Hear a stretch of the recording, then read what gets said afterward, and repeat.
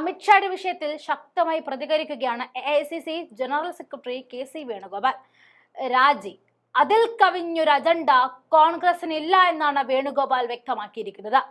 അംബേദ്കർക്കെതിരായ പരാമർശം പിൻവലിച്ച മാപ്പ് പറയണം, അമിത്ഷാ ആഭ്യന്തരമന്ത്രി പദവിയിൽ തുടരാൻ അർഹനല്ല, ഇങ്ങനെയൊക്കെയാണ് വേണുഗോപാൽ പറഞ്ഞിരിക്കുന്നത്. കൂടാതെ ഈ വരുന്ന ഡിസംബർ 26 മഹാത്മാഗാന്ധി കോൺഗ്രസിന്റെ ദേശീയ അധ്യക്ഷനായിട്ട് 100 വർഷം തികയുന്നത് കോൺഗ്രസ് ആഘോഷിക്കാൻ ഒരുങ്ങുകയാണ്.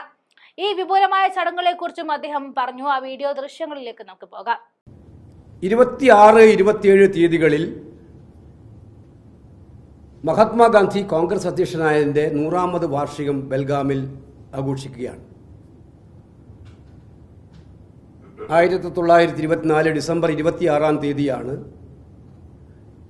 ബെൽഗാവിയിൽ ഒരു വർഷക്കാലത്തേക്ക് മഹാത്മാഗാന്ധി, അദ്ദേഹം ആ ഒരു പ്രാവശ്യം മാത്രമേ ഇന്ത്യൻ നാഷണൽ കോൺഗ്രസിൻ്റെ പ്രസിഡൻ്റായിട്ടുള്ളൂ.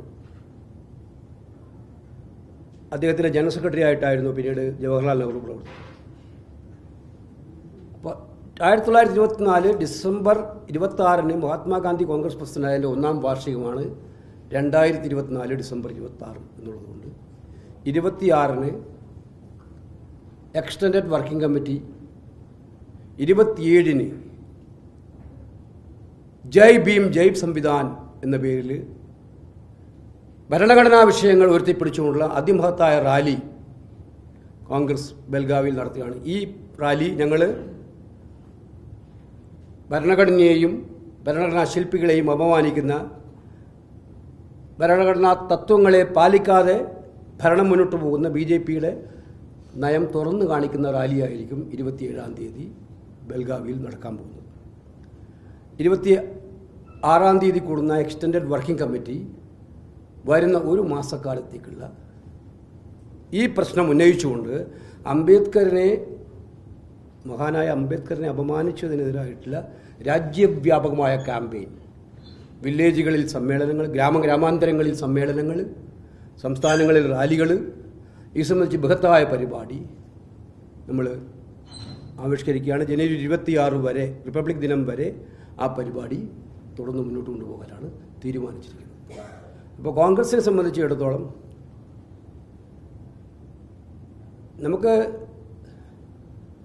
നിങ്ങൾക്കറിയാം ഇന്ത്യൻ ഭരണഘടനയുടെ നിലനിൽപ്പ്. ഇന്നിപ്പോൾ എല്ലാ പ്രധാനമന്ത്രിയുടെയൊക്കെ പ്രസംഗം കേട്ട ഭരണഘടന എത്രമാത്രമായിരുന്നു ഉദ്ഘോഷിച്ചത്. പക്ഷേ ഭരണഘടന നിലവിൽ വന്ന അന്ന് തന്നെ അതിനുശേഷമുള്ള ദിവസങ്ങളിൽ RSSഉം ഓർഗനൈസറും BJPയും ഇത് ഭാരതീയമായ ഭരണഘടനയല്ല എന്ന് ആക്ഷേപിച്ചവർ തന്നെയാണ് ഇന്ന് ഭരണഘടനയെക്കുറിച്ച് പറയാൻ വന്നത്. പക്ഷേ അവരുടെ ഉള്ളിലിരിപ്പാണ് അമിത്ഷായുടെ പ്രസംഗത്തിലൂടെ പുറത്തു വന്നത്. പുറത്ത് പറയുന്നതല്ല ഉള്ളിലിരിക്കുന്നത് എന്ന് വ്യക്തമാക്കുന്നതായിരുന്നു ഈ പ്രസംഗം. അവരൊക്കെ ഭരണഘടനയെക്കുറിച്ച് പറഞ്ഞുകൊണ്ടിരിക്കുക എല്ലായിടത്തും. പക്ഷേ ഭരണഘടന അന്ന് തന്നെ ഉണ്ടായ അന്നു മുതൽ തന്നെ എതിർത്തവരാണ് RSS, ഓർഗനൈസർ, BJP. ആ ഉള്ളിലിരിപ്പ് വീണ്ടും പുറത്തു ചാടിയ പരാമർശമാണ് അമിത്ഷാ. അതുകൊണ്ട് അമിത്ഷാ കേന്ദ്രമന്ത്രിസ്ഥാനം രാജിവെക്കണം എന്നുള്ള കാര്യം ആവർത്തിക്കുകയാണ്. അദ്ദേഹം നടത്തിയിട്ടുള്ള ഈ ഹീനമായ പരാമർശം, മഹാനായ അംബേദ്കറുടെ പരാമർശം പിൻവലിച്ച് മാപ്പ് പറയണം എന്നുള്ളതാണ് ഞങ്ങളുടെ ഡിമാൻഡ്. ഈ ഡിമാൻഡ് ഉയർത്തിപ്പിടിച്ചുകൊണ്ട് രാജ്യവ്യാപകമായിട്ടുള്ള ക്യാമ്പയിനാണ് കോൺഗ്രസ് ആരംഭിക്കുന്നത് എന്നുള്ളതാണ് എനിക്ക് ആമുഖമായിട്ട് പറയാനായിട്ടുള്ളത്. അതിൽ മാധ്യമങ്ങൾ, ഞാൻ ഒറ്റക്കാര്യം ചോദിക്കുന്നുള്ളൂ, ഇതൊരു കോൺഗ്രസ് മന്ത്രിയായിരുന്നു പറഞ്ഞിരുന്നുവെങ്കിൽ ദേശീയ മാധ്യമങ്ങളിലെ രാത്രികാല ചർച്ച എന്താകുമായിരുന്നു? ഇത് മാത്രമല്ലായിരുന്നു ഉണ്ടാകുമായിരുന്നത്. അയാൾക്ക് ഒരു ദിവസം തുടരാൻ പറ്റുമായിരുന്നു. എന്തുകൊണ്ട് ഈ വിഷയങ്ങൾ സപ്രസ് ചെയ്യപ്പെടുന്നു? ഇന്ത്യൻ ഭരണഘടനയുടെ ശില്പിയായിട്ടുള്ള അംബേദ്കർക്കെതിരായിട്ട് നടത്തിയ ഈ പരാമർശം ഇന്ത്യയിലെമ്പാടും പ്രതിഷേധങ്ങളാണ്. അത് നമ്മൾ ആഹ്വാനം ചെയ്തതിൻ്റെ തമിഴ്നാട്ടിൽ, കർണാടകത്തിൽ, മഹാരാഷ്ട്രയിൽ, ഉത്തരേന്ത്യയിൽ എല്ലായിടത്തും ജനങ്ങൾ ഗ്രാമങ്ങളിൽ പ്രതിഷേധത്തിലാണ്. പക്ഷേ കോർപ്പറേറ്റ് സ്പോൺസേർഡ് മുഖ്യധാര മാധ്യമങ്ങൾക്ക് ഇതൊരു വിഷയമേ അല്ല. അത് സപ്രസ് ചെയ്തുകൊണ്ടിരിക്കുകയാണ്. അതുകൊണ്ട് ഈ ക്യാമ്പയിൻ ജനങ്ങളിലേക്ക് നേരിട്ടെത്തിക്കുക എന്നുള്ള ഉത്തരവാദിത്വത്തിലാണ് കോൺഗ്രസ് ഉള്ളത്. അതുകൊണ്ട് ഈ കാര്യം ഇന്ത്യൻ പാർലമെൻറ്റിലെ ഞാൻ കേരളത്തിലെ ഒന്ന് രണ്ട് മാധ്യമങ്ങൾ എഴുതിയ വാർത്താ മാധ്യമങ്ങൾ എഴുതിയിട്ടുള്ള എഡിറ്റോറിയൽ ഞാൻ വായിക്കുകയുണ്ടായി.